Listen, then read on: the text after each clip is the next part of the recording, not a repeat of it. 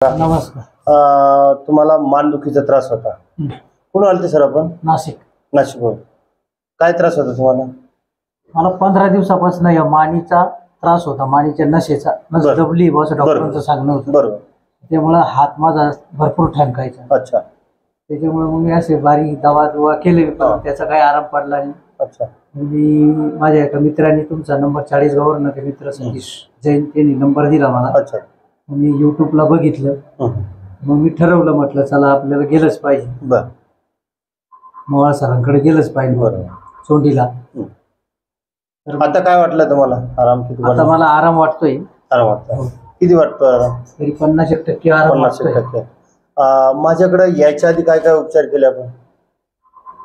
उपचार तर 8 तारखेला मी डॉक्टरांकडे गेलो. तेव्हा डॉक्टरांनी मला सांगितलं का बाबा तुमचा ECG करावा लागेल. अच्छा. त्यांनी माझा ECG केला.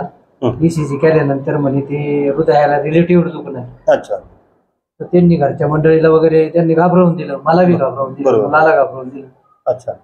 तर मग म्हणे तुम्ही आता सह्याद्रीला ऍडमिट होऊन जा. त्यांनी लगेच लेटर लिहिलं आणि सह्याद्रीला पाठवून दिलं. अच्छा. सह्याद्रीला ऍडमिट झाल्यानंतर मग त्यांनी माझी पहिली एन्जिओग्राफी केली. एन्जिओग्राफी मध्ये काही रिपोर्ट एकदम क्लिअर आले. काही ब्लॉक वगैरे काही सापडले. अच्छा. त्याच्यानंतर मग त्यांनी दुसऱ्या दिवशी माझा एक्सरे केला. एक्सरे मध्ये बी काही सापडलं नाही. अच्छा. त्याच्यानंतर म्हटलं मग MRI करून बघा. बरोबर. दुखणं सापडत नाही तर त्यांनी MRI केला. तर मग त्या MRI मध्ये खांद्याची जी नस आहे हड्डीच्या मानेची ती नस दबलेली असे डॉक्टरांनी सांगितलं. बरोबर. तसं रिपोर्ट बी आपल्याकडे लिखित. बरोबर. म्हणजे तुमच्या डाव्या बाजूला कळ असल्यामुळे त्यांना असं शंका वाटली का हृदयाशीच निगडीत काहीतरी असावं. पण ते काही खोटं होतं. ते खोटं होतं. बरोबर. दुखणं खरं फक्त मानेचं होतं. नसेचं नस दबली. आता तुम्हाला आमच्या उपचारांना काही त्रास जाणवला का? त्रास काही होत नाही पण जरा मजा वाटते. रिलीफ पण चांगल्यापैकी मिळतं आणि इन्स्टंट आपल्या अर्ध्या तासाच्या आतमध्ये आपल्याला मोकळं वाटतं.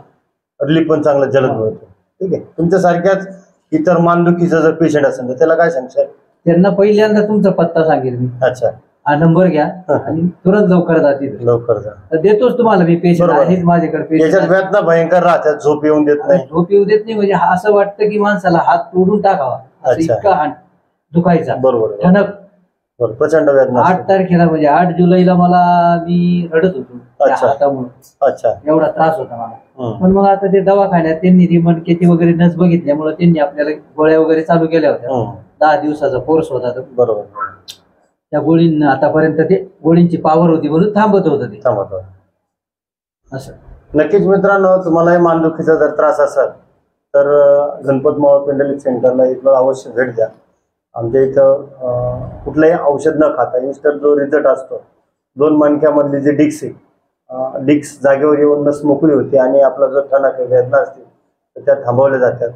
तर एक वेळ गणपत मोवाळ पेंडलिक सेंटरला अवश्य भेट द्या. आपण जो दिलेला अनुभव त्याबद्दल नक्कीच धन्यवाद व्यक्त करतोय.